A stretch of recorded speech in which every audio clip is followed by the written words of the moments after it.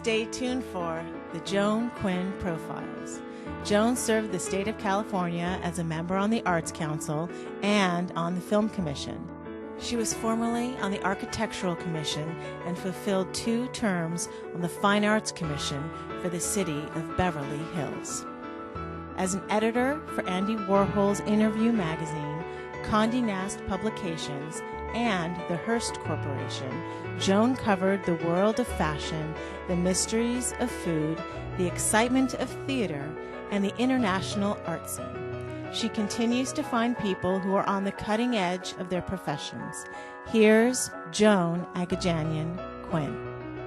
Hi, I'm Joan Quinn, and welcome to the Joan Quinn Profiles. We're taping here at the Hollywood Museum in the historic Max Factor building, and our guests are writer, sports announcer Ken Levine, and architect, artist Christopher Mercier.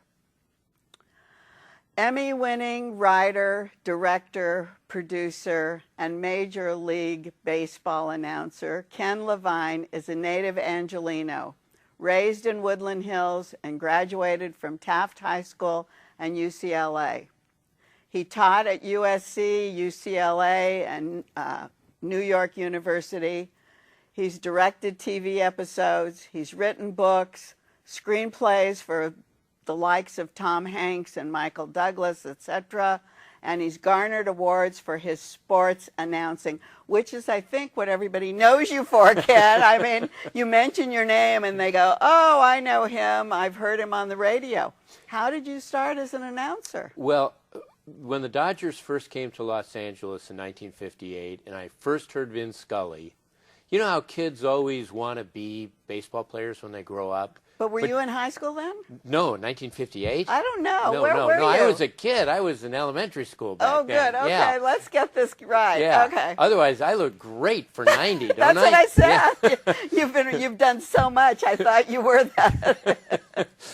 I feel 90 sometimes, but I knew I couldn't actually be a player, that I was terrible at sports, but I wanted to be a baseball announcer like Vin Scully. And then my career took different paths, and I became a TV writer.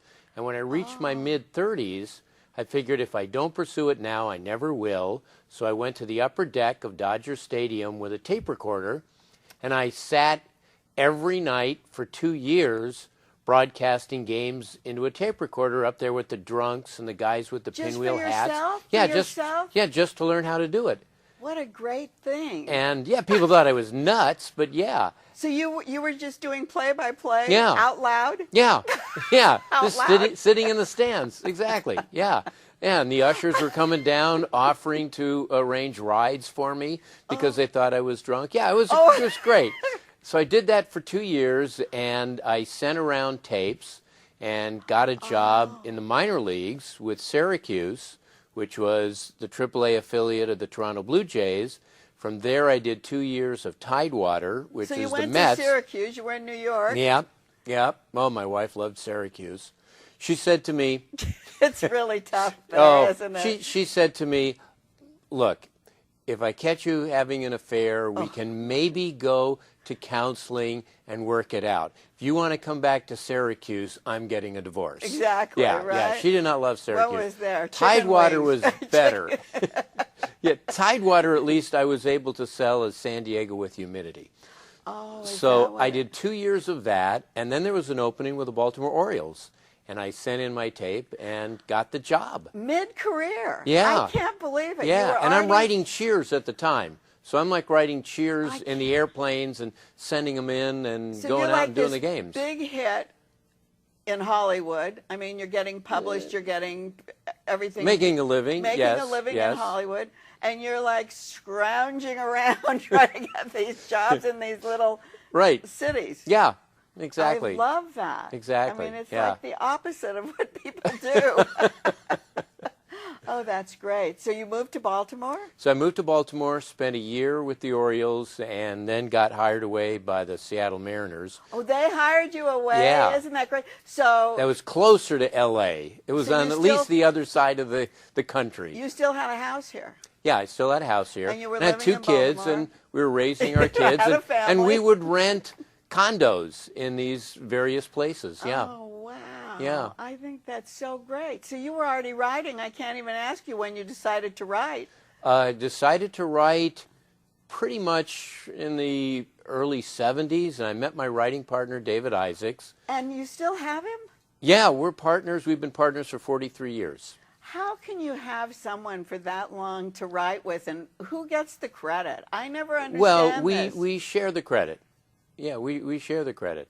Does he have the jokes, or do you have the jokes? We both do, and it's really interesting because people will watch a show and they'll say, "Was that joke yours?" I know. And I'll say, "I don't remember," and it sounds like I'm being coy, but the truth is that we bounce the jokes off of each other and we shape them together, and so by the time the joke is actually formed and on the page, I really don't remember. It's like our thumbprints are on everything. It's great. It's like one ego, right? Yeah. Yeah. I mean, nobody has the ego. It's just one person who's Yeah. saying that. So you started writing. You found your writing partner 40-something years ago. Right. And did you get a TV break, or did you get a We movie did. break? No, we got a TV break. We did an episode of The Jeffersons. Who better than a couple of white Jews doing The Jeffersons? And from there, we got on MASH. Oh, and you did MASH. we were the head writers of MASH for several years. And we moved on to Cheers. We produced Cheers, and we were with Cheers for 9 years. And you directed. I've also directed. Yeah, I directed Frasier and Wings and Everybody Loves Raymond. None of these that you actually wrote. You didn't direct. Did you direct any of the You know, I episodes? have directed episodes that I've written for a show called Becker with Ted Danson. Yeah. So you wrote So I couldn't comedy. throw the writer off the stage because I was the writer. I was going to say, Yeah. or you could change whatever you wanted, right, without anyone getting upset about it. So you wrote all this comedy, Right. and you had your partner with you, like The Right. Simpsons and Cheers, Mm-hmm. and then you wrote a play. Yeah, I've written several plays. I love writing for the theater. I love the fact that I don't get network notes. Oh, Yeah. because the theater. Who gives them to you? Your director? Right. Well, Or as nobody? the Oh, you're the playwright, director. no, I'm not the director, but as the playwright, you have final say. So people can give me notes, but I don't have to take them. I got it. And I've got a play that's in Hollywood called Going, Going, Gone. I know. Which kind of combines my TV career and my sports writing career, So what was sports the casting first, career. What was the first play? First play was called Upfronts and Personal, about the TV industry. And I had several readings. Jason Alexander was in it, Wendy Malick, Kurtwood Smith, Jennifer Tilly. But it was about you. It was about your experience. It was about TV, what right? it is like to get a show on television. And if you're a TV comedy writer and if you are part of that world, then you were laughing while tying the noose around your neck. And Yeah. you were teaching that at SC or UCLA. Yes, yeah. Teaching that, just what you're telling us right now? Basically, How to get in? Basically, yeah, exactly. And how long did you, when you were teaching at New York, were you still broadcasting? I was teaching in New York. I was actually playwriting at the time. Oh, you were? Yeah, yeah. And when you were here at UCLA and SC? I'm teaching at UCLA now. You are? Yeah. And are you still broadcasting? I'm not broadcasting at the moment, but I hope to. It's been a lot of fun. I did 8 years of Dodger Talk, and so what do you do with that? That's the That's the pre-game show, and that's the post-game show after the game when people call in. Oh, it's both. And say fire everybody. Yeah, 'Cause they I'm the one lost. they tell fire everyone to. But during the games themselves, I sit in the press box with all of the journalists and reporters, and that's a world unto its own. Okay, that's what I was going to ask you. Tell us what a press box is. Well, because the press box is a big space at the top of the Yeah, it's in the middle of the stadium. Oh, it's in the but middle. Yeah, and it's right behind home plate, and all of the reporters and TV journalists and broadcasters sit in the press box. And these reporters, you know, I like to say it's a combination between a Rand Institute think tank and a bunch of idiots that you see at a bar. Right, right. And the conversations that go on are about everything. It's kind of like Norman Cliff and the gang of Cheers.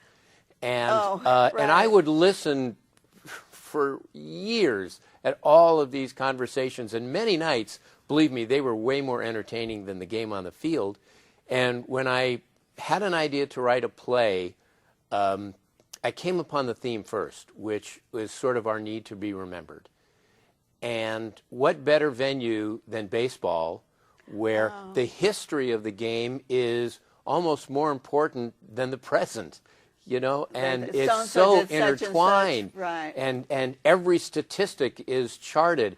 And so it became like a great symbolic venue to explore the notion of how important is our legacy, what is it just enough to be famous, or do we want to be famous for something distinguished?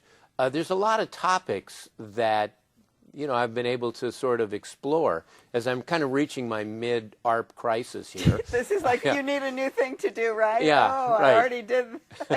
I already took my midlife and did something. Right, You're looking for a new thing. Yeah, next I'm going to become a Benihana chef.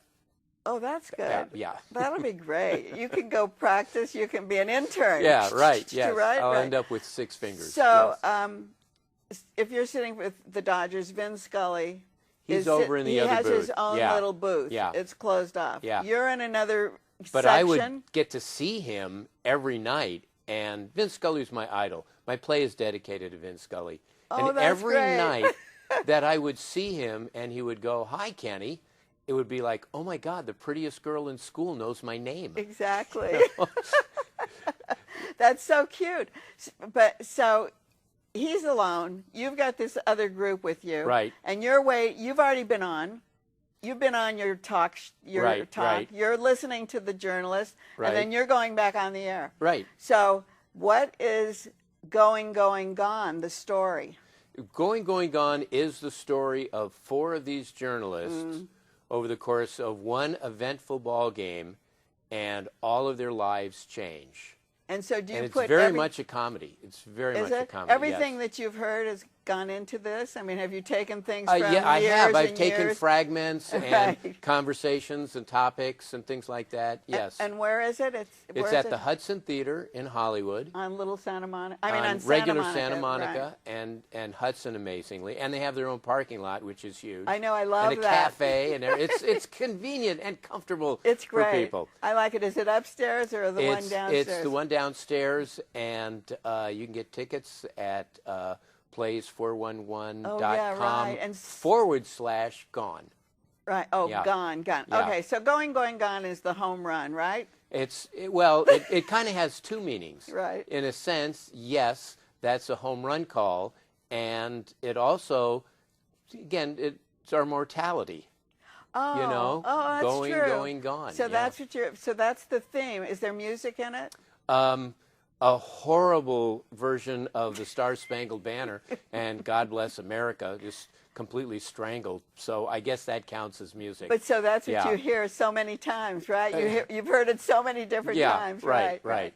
So that's the music. Okay, and then the actors. Tell us who the actors are. Oh, the actors, I got a great cast. Annie Abrams, Troy Metcalf, who's on the middle, David Babich, who just won a local theater award, and Dennis Pearson. They're a terrific group. They're very, very funny together, and a great director, Andy Barnacle. Oh, the director, yeah. So yeah. do you have any say-so in any of this? The casting or the directing? Yeah, I had say in all of it. You did, as the writer. Right. So I'm kind of prejudiced because I think they're all great. I guess you picked the best I hired ones, them, right? so I think they're good. Going, Going, Gone. Our time is gone. Oh, but thank you for very much, having me. Ken. Thank you. Kenny, my friend Kenny, thanks for being here. My pleasure. Thank you, Joan. Don't go away. We'll be right back with architect, muralist, Chris Mercier.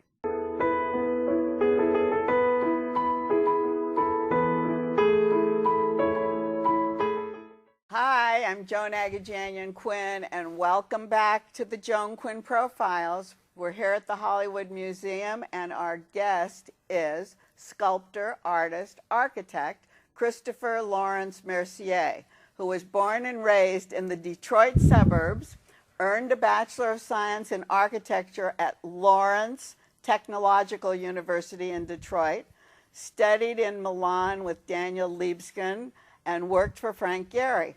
After completing a master's at SciArc, he opened his own firm.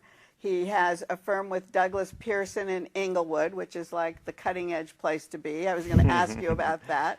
And they're known for their environmental research, repurposing of existing structures, and preserving history. And I'm so glad to have you. Well, thank you. Great to be here. So is Lawrence Technological related to you in any way? It's not. It's not. It just happened to be a school just outside of Detroit in Southfield, Michigan. My grandfather had gone there for engineering when he went as an engineering degree, and so I ended up going there for architecture. But I thought your middle name was Lawrence, so I thought, wow. I know, it seems like it would make, right, but nothing. The grandfather owns the school.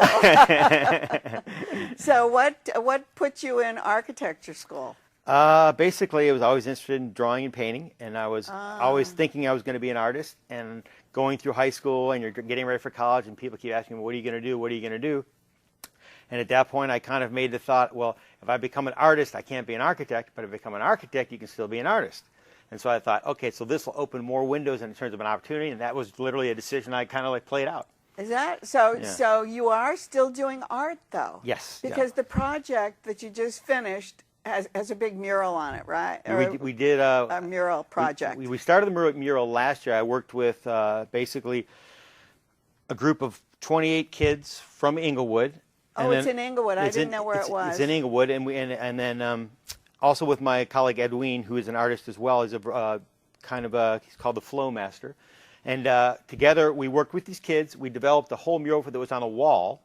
And then this year, so that got done, and then this year they called me back because in front of that space where the wall mural was, there's these low kind of winding walls, and it was the kids' preschool play area that basically was left alone. And so they said, well, can you continue to develop this idea that you started on the wall with these low walls? And how did it start? How did you get interested in the school, and how did this mural come about? Did you work on the school as an architect? I didn't. So it actually happened at Rogers Park, and the park has a kind of park building there, and that's where the side of the mural is.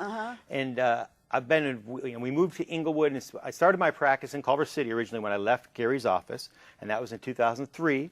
And then we moved to Inglewood, and so we started there as a small firm, and right away we got interested in the arts, and so we got involved in the Inglewood Open Studios. And then I started working with the city, and we got a live-work zoning for artists passed, and that happened about a number of years ago. And so we started to link with a lot of local Inglewood artists, and that kind of led to this. But the Inglewood artists are on La Brea, aren't they? No, actually they're not. There's a couple on La Brea, right, but they're actually scattered around. And where our office is off of Hyde Park is actually a collection of about 6 or 7 of them right there. So there's different little pockets in Inglewood. Oh, that's interesting, because then they have a community off of Hyde Park. Is that it? Off of Hyde Park, we have an enclosed community there. There's another one off of West. There's one. Oh, Jack Brogan is there. Yeah, Jack's right just down the street. Jack Brogan, who was probably one of the first people who went there. Yeah. And I don't think there'd be an artist left in the world without Jack Brogan. Everybody says, who's going to make the art when Jack isn't making it? Yeah, exactly. He's fantastic, isn't he? He is. And so when you started as an architect, did you think you were going to put your own art in the building? You know what? We actually haven't done it too much. I've pretty much separated the two things. I mean, I think as a working idea and way I develop projects, it's the same, but I haven't actually put my paintings, I mean, for some residential projects it's happened, but I've always kind of separated where the art goes and where the architecture goes right now. And so what kind of art do you do? I would call it three-dimensional painting or painting relief a little bit. So I take wooden painting panels, I put them, attach them together to construct some three-dimensional kind of armature, and then I cast paint and I float it between the two. Oh. So it all gets attached, so it's almost three-dimensional. Is a sculpture more or less? It becomes sculpture, but I call it painting because for me, it plays with the pictorial window, which is, to me, is a very important issue. The window? Sculpture only becomes three-dimensional in space and never plays with the pictorial window. But my work, although sculptural, addresses the issues with the pictorial window. So I call it painting. And so does it actually look like a window? It doesn't. I take the idea that you look at any painting and it's a white square before you start. Yeah, it's a window. And you know it's a window, right? So I take those and I fold those together in a different format that may be like that. And now I have a window, and a window. Oh, I see. And now infill. I see. And then you fill it. Yeah. So when you moved to Inglewood, it's kind of cutting edge to move to Inglewood. I think you went ahead of the game, really wasn't, right? Yeah, exactly. It wasn't cutting edge then. It was just a budget decision. I know, exactly. But isn't that where artists go and how people develop? It's becoming that way, yeah. And so now, you have...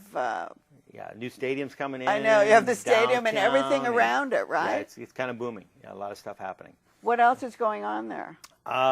Basically, we developed, literally in 2010, we developed a whole master plan for downtown. Oh, you did? Yes. With the city? No, we kind of did it we heard the light rail was coming, and we thought, why isn't somebody coming up with any ideas for this? Good and so we did a whole master plan for downtown, and at the time it didn't kind of click. I mean, everybody liked it and everything, but they weren't sure what they were going to do. But now the city's kind of moved forward. They're developing a TOD planning condition. And so a lot of the ideas that we talked about in that initial thing is now being implemented. Your studio is pretty big, isn't it? About 13, 14 people. That's pretty big, isn't it, for architect? Yeah. Good size.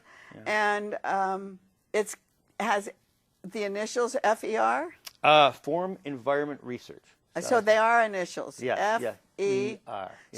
So that really explains what you do. FER Studio, right? It kind of plays with the idea. Environmental and research. Yeah. And then the research, and the research is when you're preserving historic things. Not necessarily that historic things. It's more about researching, in a sense, the way form and the environment interact. That's how we like to think about it. When you put a form into space, that treats and creates that space, and so how you play those out as a way of research. So it's like new buildings. It could be new buildings. We do more new building. I mean, we do retrofit of buildings, and we just did, I don't know, Officina Brera. I don't know if you know it. I was going to ask you about that because you've done some great restaurants. Yeah. And you've done them out at like Connie and Ted's. That was already existing, right? Yeah, that one it gets a little tough because it was pretty much, we saved the existing back, but the form itself was all regenerated. It's basically a new building in terms of what you experience. But it was a restaurant. But it was a restaurant, the Silver Spoon, many years ago. Right, I know, the Silver Spoon. I'm glad you remembered that. But Officina Brera downtown, that is in a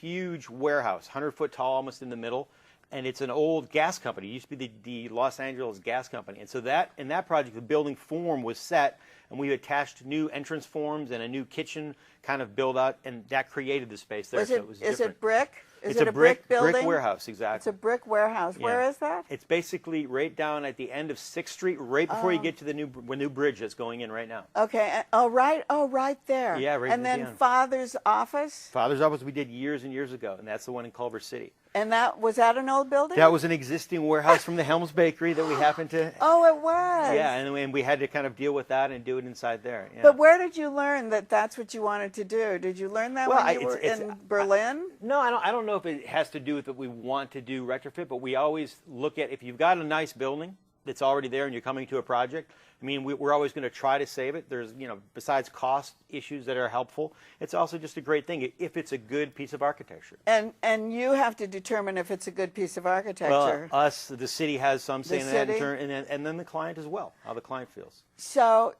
when you did study with Daniel Libeskind? Yeah. Is that how you say it? Yeah, Libeskind. Yeah. Libeskind. I always said Libeskind. And I was just in Denver. Yeah. And so the Denver. The museum? Oh, yeah. It's so fabulous. Yeah. We were at the Art Hotel and looked right out at that building, which, goes in front of the Ponte building, which, really looks great. Yeah. It's, such a wonderful area. And then the Clifford Still behind it. It is great, too. So that's really good. What did you learn in his office as compared to what you would have learned in Frank Gehry's office? You know what? I think I was there for a year in Milan when he had. In Milan, and there was 8 of us basically from all different parts of the world that were all there as a collective kind of thing. Oh, is that right? And it was kind of an apprenticeship program. Fantastic. But we worked on a number of projects, and I think the biggest thing I learned there, which was pretty interesting, was a sense of persistence. Kind of making something and making it again and making it again and making it again, and you'd make it again and you make it again. And then that became a thing that I also kind of, when I went into Gary's office and working with Frank and everything, that also became a process where it was really, you did it once, but by the time you're done, there are 30 of these things on the wall, and it's the same thing, but you're trying to refine it to the essence. I've seen in Frank's office where has all these maquettes, and they're just for one project, for one piece, right? Or sometimes it's just a piece of a project. like the corner of the building or the particular area. And so you make a maquette and you make a drawing and you have to just keep changing it? Well, the idea is you're trying to get it to like anything. As you start, you have so much information, but as you go along the project, you gain information and other information you learn isn't correct. And as you weed through that thing, the ideas change. And so you're trying to get to that point when you've got all the right information and everything, and you kind of essence that. We talked about two iconic architects, Libeskind and Gehry. Do you think an architect has to have their mark on something? Because they both, I mean, you look at a building and you know they're theirs, right? Yeah, you do. I mean, like Ajay. Right, what he's doing and everything. Yeah, what he's doing. I think probably there's a sense of ego that everybody wants to have a little bit of that. Yeah. And today we have a lot of the kind of that architecture going on in the world. I would say in the past that maybe it wasn't so much, but I don't know that every building has to say it loudly.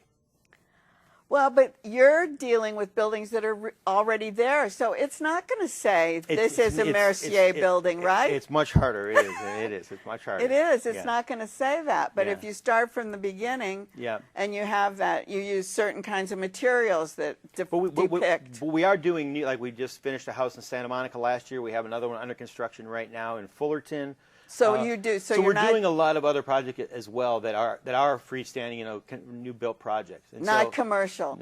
Some commercial, some residential. So residential, it's a mix of stuff. And so when you do a residential, do you just do whatever that owner wants, or do they expect you to? We pretty much work with the owner. I think it's important to have a collaborative process. And the house we did all of the houses we've done have always been very much about the owner, but also about what we think is a good piece of architecture. The other place that I've been is in Cedros, down in Solano Beach, there right? You go, right? What did you do there? Well, we won the competition to redesign the whole city center as of last year.